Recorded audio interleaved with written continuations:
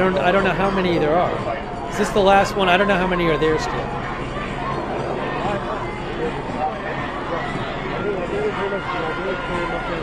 Free Palestine! You're a hero! They're cowards! You're a hero! Good morning, everyone. Welcome back to Starky Homestead. Listen up, folks. If you're in Louisiana and you have a child, a grandchild, a neighbor's child that attends LSU, be aware that today they are going to have an anti-Israel, pro-Palestinian get-together on the LSU campus. Might be best to remove your child or grandchild from that situation if you have any ability to do so. So welcome back, folks. My name is Samantha Starky. I am the owner and operator of a 2-acre farmstead located here in southeast Louisiana. We're completely debt-free and we're almost 100% sustainable at this point with solar energy, well pumps, the whole 9 yards. We do things like educational classes as well as hands-on demonstrations and tours here on our farm to help people learn to generate an income and grow their own food off the land that their father gave them, God. So I want to talk to you guys about several things, and this video will probably make me one of the most hated people in the United States at this current moment. I think, and it's just my personal opinion, every one of these young people doing the pro-Palestinian get-togethers across our nation, disrupting bridges and all kinds of nonsense, should not only be arrested, and it should stay on their permanent record. I think their names may be broadcast social media so that people like me who are building businesses don't accidentally hire some insane person like this. Why do I say that? Seems kind of harsh, doesn't it? Because people should be forgiven for their mistakes, especially in their youth. But when you're 24, 25, 26, 27, 28, 29, you're not exactly a youth anymore. You're an adult. And a lot of these young people are going to these protests and they're like, we're not even sure why we're protesting. Like, why are we here? Did y'all see that clip of the young girls? They said, oh, we came from this university to here because we got a call saying that our university brothers and sisters needed us, but we don't really know why we're here. Palestine and demanding that NYU stops. I honestly don't know all of what NYU's doing. Is there something that NYU's doing? I really don't know. I'm pretty sure they're... Do you know what NYU's doing? About what? About Israel. Why are we protesting here? Palestine will be free! I wish I was more educated. I'm not either. Oh. I came from Columbia. I was there up at Columbia and we came down. They said NYU students needed our support. So I came down. I heard there's lots of cops. Some people were saying it was getting dangerous. They have no idea. One of the you saw the other girl with the mask saying, you know, about what? Like almost asking like, it's stupefying. They have no idea why they're there. They have no idea why they're protesting. They have no idea what the context is. They have no idea what the premise of this is. This has to be rampant. It just has to be. So we've got a bunch of people that can't think for themselves. Here is the most recent victim of the kidnappings by Hamas. Here he is. Watch this clip. Goldberg Pollen alive more than 200 days after the American-Israeli citizen was taken hostage during the October 7th attack. Hirsch Goldberg Pollen. Speaking in Hebrew, Hirsch's hair is shaved and he's missing part of his left arm. The 24-year-old says, I am the son of Jonathan and Rachel. I was born in California. And, quote, Mom, Dad, Libby, Orly, I love you very much. I miss you very much. I think of you every day that I'm here. I need you to stay strong for me and not stop fighting. It's unclear when Hamas recorded the video, which Hirsch's parents gave ABC News permission to show. Hirsch was seen at the music festival in Israel that came under attack, being pushed into this truck by Hamas terrorists. His parents say Hirsch was hiding in a shelter when militants threw grenades inside, severely wounding his arm. Just days after their son was taken captive last fall, Hirsch's mother said this to David Muir. We are every person's nightmare. That's who we are. Anyone who's a parent, anyone who is a mother or has a mother can imagine what I'm going through. And now, a mix of both relief and worry. Seeing a video of Hirsch today is overwhelming. We're relieved to see him alive, but we are also concerned about his health and well-being. The video of Hirsch prompted protesters to take to the streets in Jerusalem last night, demanding the government do more to bring home the hostages. About 130 are still believed to be held by Hamas. As a mother with 2 sons in the military, this is heartbreaking to me. You see how skinny he is? Missing half an arm? Head shaved? Do you guys honestly think they're treating him well? There can be no peace in the Middle East, especially knowing that they're holding hostages, you guys. And me, and I'm going to say this, and it always hurts people's feelings, like they can't seem to wrap their little minds around this. If you had my child, I would encourage my government to bomb you and every one of your citizens out of existence till you return my child to me. But Samantha, there are innocent kids there. That's right, there are. There are, and I feel bad for those children. I pray for them every night, and I sincerely mean that. They don't deserve this. But let me explain something to you guys. Mom and dad put them in that position. I keep hearing people say, why don't the people in Gaza, if it's so bad, why don't they leave and go to Egypt? Egypt won't let them in. None of the countries surrounding the Gaza Strip will take any of the refugees. Why? They won't take the women and children. They won't take any of them. Why? Nobody wants to ask the hard questions. It's a simple answer. They won't take them because all these people are violent. They don't want it in their countries. Hamas is a terrorist group. This is a terrorist group and their children. It's basically like you're looking at a cult. And every single person, including the children, have a brainwashed mentality. None of these countries bordering Gaza will take them, folks. They simply won't take them. And they want to bring them here. I think we have enough. I mean, look at our college campuses. Honest to God, I think we have enough of them.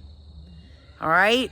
We don't want any more here. We've taken enough of the dredges of the world.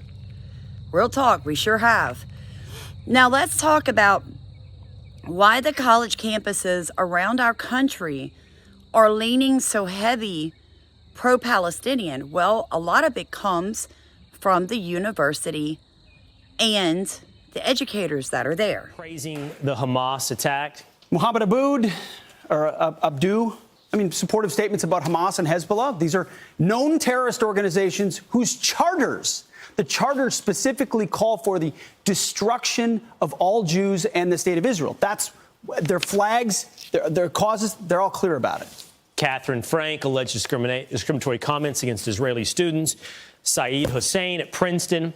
Yeah, these of endorsing Hezbollah. Again, you got to look at the funding behind a lot of where these professors are getting their seats, and there's different departments that come along with that. The money's coming from the UAE and other places with very different views, not as much funding in support of, say, the Jewish cause. Yeah, at Penn as well, and Norton allegations. So no matter how conservative or Christian your child has been raised, when they get exposed to these left-leaning ideologies, folks, they're going to be harassed. They could possibly be failed in a class because they won't adhere to what the professor is expecting from them. This is all part of the World Economic Forum, the United Nations, NGOs, which are non-governmental organizations taking your tax dollars, Catholic Charities, Samaritan Purse. This is all what they're working for, to see the United States dissolve, right? If they can bring in multiple nationalities into our sovereign country, what they can do is destroy the Constitution. Because in one of the chants that was going on at the UCLA campus yesterday, it's not just from the land to the sea, talking about totally destroying Israel, right? And making all that available to the Palestinian people who it does not belong to. You can go in the Bible, start in the Bible, folks. The historical, provable data is there, whose land that actually is, all right? Not to mention, every country around Israel is an Islamic country, and these people, these Palestinians, could just as easily go live in one of those countries if they were welcome, which they're not, which I find, again, just says it all to me right there, right? These people could go there. There's only one Jewish place, one safe place for Jews and Christians in all of the Middle East.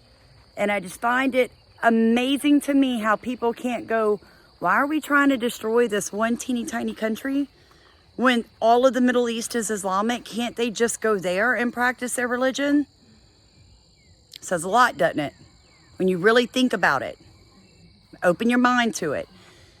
What I'm trying to tell you is these young people in these colleges weren't just chanting destroy Israel. They're chanting no borders. No borders to where, folks? The United States. Why? Because they want the whole world to be ruled, because that's what they've been trained to believe, in a socialist economy set up by the Soros Fund, World Economic Forum. They've been told that's the only way they'll ever get anything. And this is what happens, people, when you give every kid a trophy. The Israeli occupation is preparing to invade Rafah, which has all people that left their homes. More than 1 million people actually in one city, Rafah. And the Israeli occupation is preparing to invade soon. This needs to stop. This cannot happen. This cannot happen? It is going to happen. It's going to continue to happen. If Hamas would give back the hostages, then Israel would lose their reason for the war. At that point, folks, if Israel continued bombing these people, I too would have a problem.